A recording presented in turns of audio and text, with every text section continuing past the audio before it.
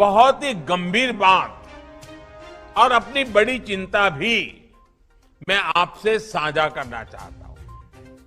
और ये चिंता इतनी बड़ी है कि एक बार हिंदुस्तान के एक प्रधानमंत्री को 15 अगस्त को लाल किले के भाषण में इस चिंता को व्यक्त करना पड़ा था।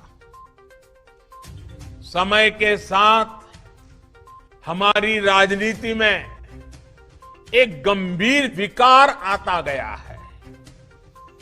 राजनीति में जनता को सच बताने का साहस होना चाहिए, लेकिन हम देखते हैं कि कुछ राज्यों में इससे बचने की कोशिश होती है।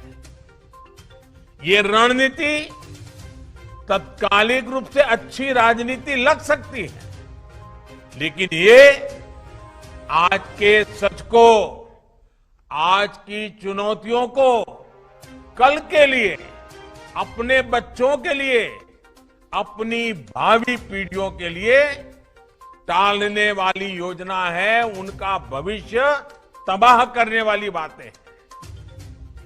समस्या का समाधान आज ढूंढने के बजाय उनको ये सोच करके टाल देने की कोई, और इसको समझेगा कोई और सुलझाएगा, आने वाला जो करेगा करेगा, मुझे क्या, मैं तो 5 साल 10 साल में चला जाऊंगा। ये सोच देश की भलाई के लिए उचित नहीं है। इसी सोच की वजह से देश के कई राज्यों में आज पावर सेक्टर बहुत बड़े संकट में है। और जब किसी राज्य का पावर सेक्टर कमजोर होता है तो इसका प्रभाव पूरे देश के पावर सेक्टर पर भी पड़ता है और उस राज्य के भविष्य को अंधकार की ओर धकेल देता है। आप भी जानते हैं कि हमारे डिस्ट्रीब्यूशन सेक्टर में लॉसेस डबल डिजिट में हैं, जबकि दुनिया के विकसित देशों में ये सिंगल डिजिट में बहुत नगण्य है। इसका मतलब ये है कि हमारे यहां बिजली की बर्बादी बहुत है और इसलिए बिजली की डिमांड पूरी करने के लिए हमें जरूरत से कहीं अधिक बिजली पैदा करनी पड़ती है। अब सवाल ये है कि डिस्ट्रीब्यूशन और ट्रांसमिशन के दौरान तो जो नुकसान होता है उसे कम करने के लिए राज्यों में जरूरी निवेश क्यों नहीं होता? इसका उत्तर ये है कि अधिकतर बिजली कंपनियों के पास फंड की भारी कमी रहती है। सरकारी कंपनियों का भी ये हाल हो जाता है। इस स्थिति में कई साल पुरानी ट्रांसमिशन लाइनों से काम चलाया जाता है, नुकसान बढ़ता जाता है और जनता को महंगी बिजली मिलती है। आंकड़े बताते हैं कि बिजली कंपनियां बिजली तो पर्याप्त पैदा कर रही है, लेकिन फिर भी उनके पास जरूरी फंड नहीं है और ज्यादातर ये कंपनियां सरकारों की है। इस कड़वे सच से आप सभी परिचित हैं।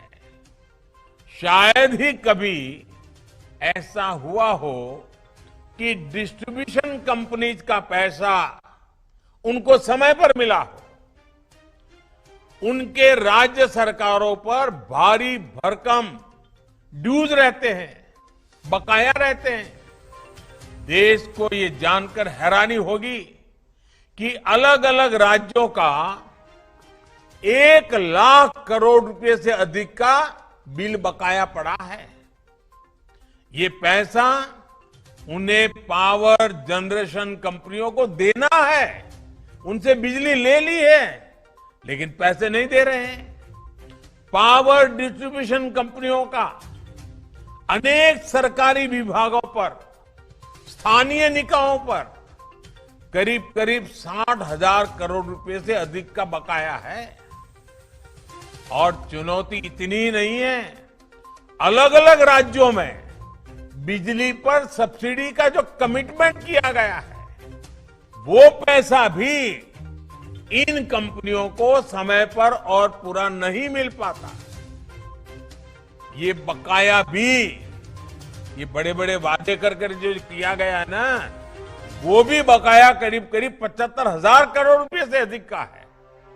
यानी बिजली बनाने से लेकर घर घर पहुंचाने तक का जिम्मा जिनका है, उनका लगभग 2.5 लाख करोड़ रुपए फंसा हुआ है।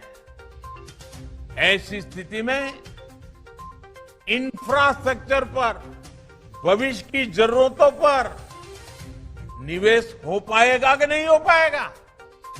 क्या हम देश को, देश की आने वाली पीढ़ी को अंधेरे में जीने के लिए मजबूर करना है क्या?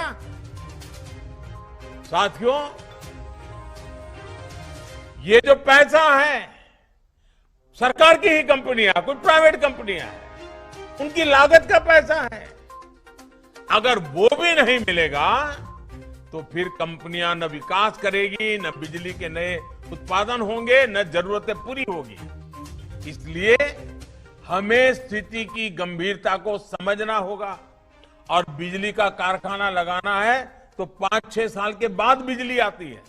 कारखाना लगाने में 5-6 साल चला जाता है। इसलिए मैं सभी देशवासियों को हाथ जोड़ करके प्रार्थना करता हूं, देश के उज्जवल भविष्य के लिए प्रार्थना करता हूं।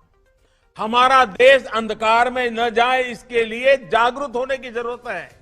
और इसलिए मैं कहता हूं, ये राजनीति का नहीं, ये राष्ट्र नीति और राष्ट्र निर्माण का सवाल है।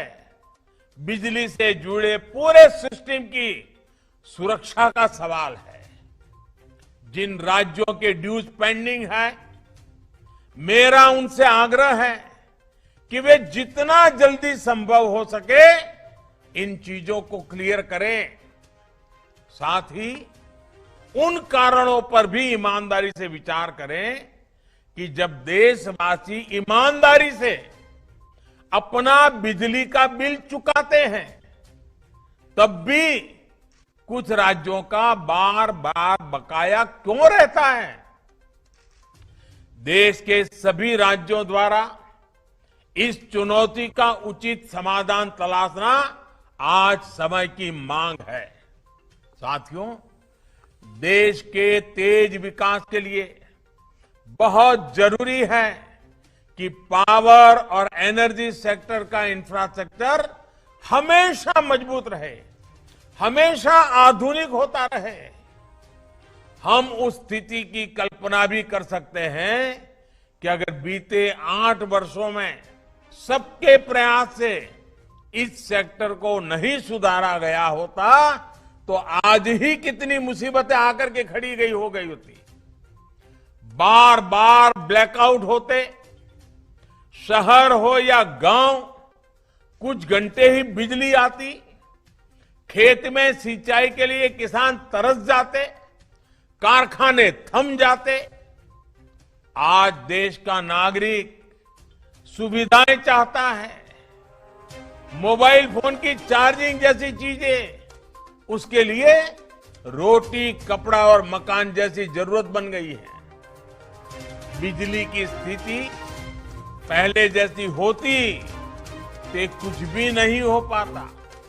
इसलिए बिजली सेक्टर की मजबूती हर किसी का संकल्प होना चाहिए, हर किसी का दायित्व होना चाहिए, हर किसी को इस कर्तव्य को निभाना चाहिए।